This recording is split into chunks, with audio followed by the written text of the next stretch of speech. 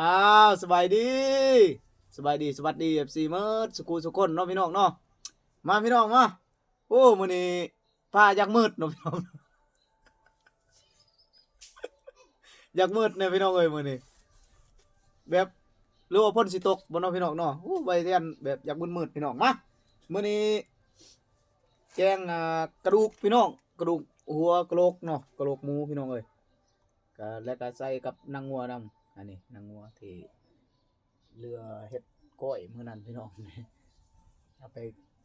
บาตุกตาซอยน้ำกันเนาะใบเทียนก็เอาไปแกงน้ำกันเลยพี่น้องเอ้ยนี่โอ้พี่น้องเอ้ยแซ่บนี่มาพี่น้องมาโอ้ว่าลายใหญ่ห้างเนาะพี่น้องเนาะอีแม่ยากเลยจังหน่อยเพิ่นสิเครียดอีแม่เครียดนี่ยากได้พี่น้องจังหน่อยแฮงสิคึมๆอยู่ใบเทียนก็เบิ่งบ่อยากแจ้งเนาะพี่น้องเนาะมาเด้อลูกหลานกินข้าวนะแม่เด้อ ข้าวตอนเช้ากินแกงดูก มาเด้อ FC มันสุโกสุคนมื้อนี้กินข้าวน้ำเบาเซียนเด้อมื้อนี้ได้แกงกะโหลกหมูพี่น้องแซ่บ มาเด้อซิมสกูสคนมื้อนี้มากินข้าวน้ำเบาตุ๊กตาเด้อมากินข้าวตอนเช้า แซ่บพี่น้องเอ้ย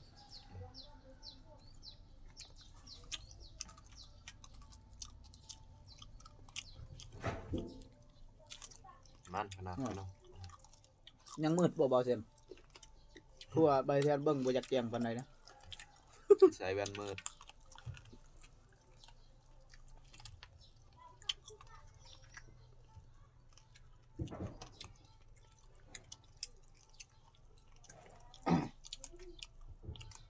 บางคนบัดมักแต่ใส่แว่นเนาะพี่น้องเนาะอยู่รอสาดุยไปใส่ก็ใส่แว่นพี่น้องเอ้ยแต่ว่าใบเทียนใส่ตอนกินข้าวซื่อๆยังบ่อยากแจ้งเลยเบิ่งบ่อยากเห็นล่ะอืม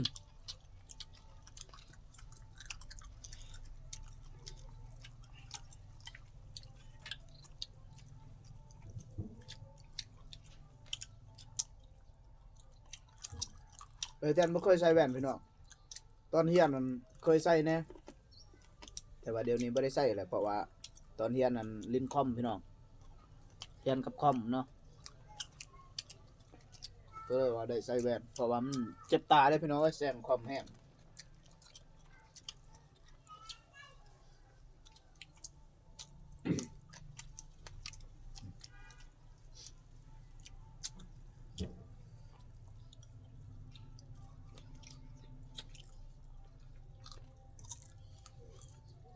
จะไกลจนดูลูกคนรันเนาะ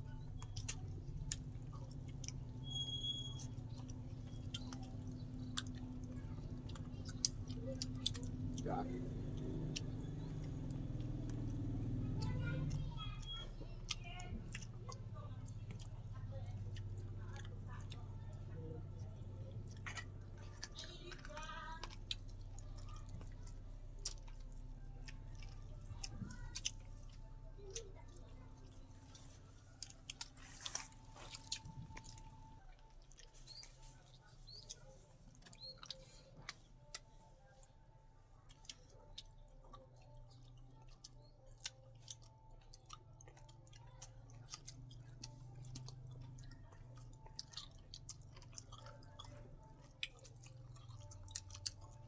สัตว์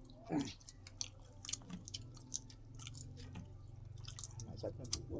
ตอนเย็นเวียงสมศรี เจ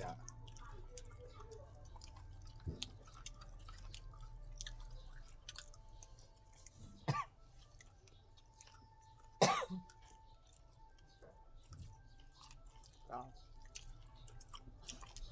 เนี่ยสิ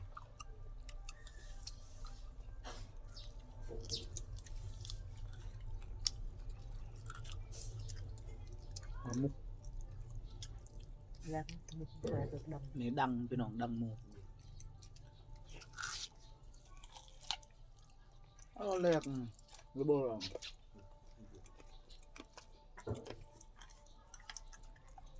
เราจ่ายมันจะห้างก่อน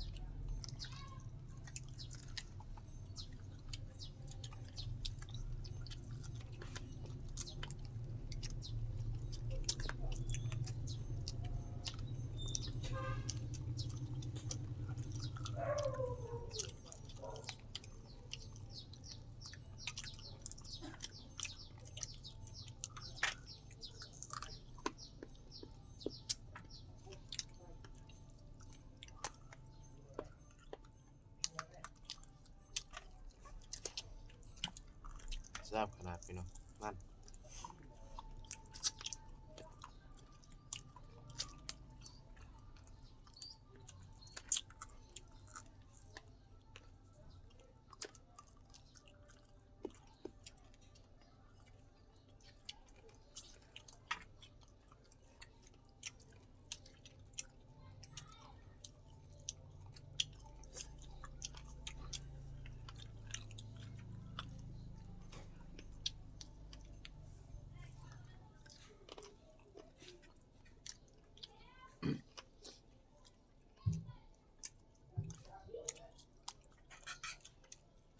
จะดูล่ะ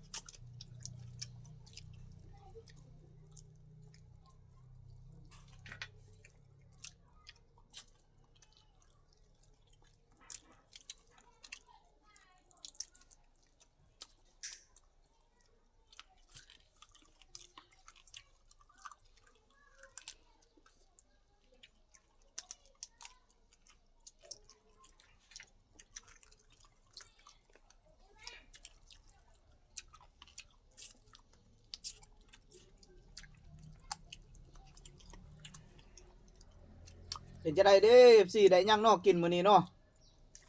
ได้เมนูหยังเด้คือสิแซ่บเนาะแซ่บกว่าเมนูบอยสิเทียนอีกบ่จักพี่น้องเอ้ยบาง FC เนาะโอ้ยได้กินลาบก้อยซอยจุแล้ว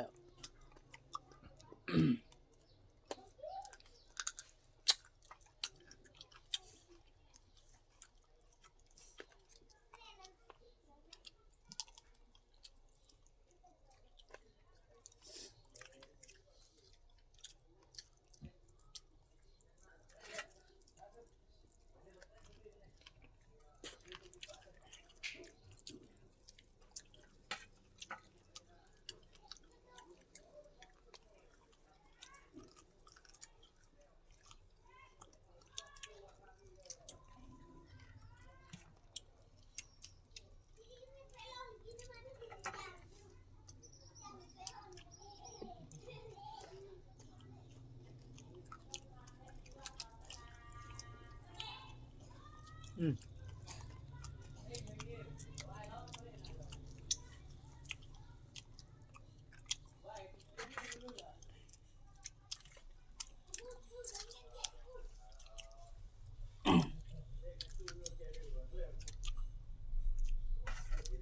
อืม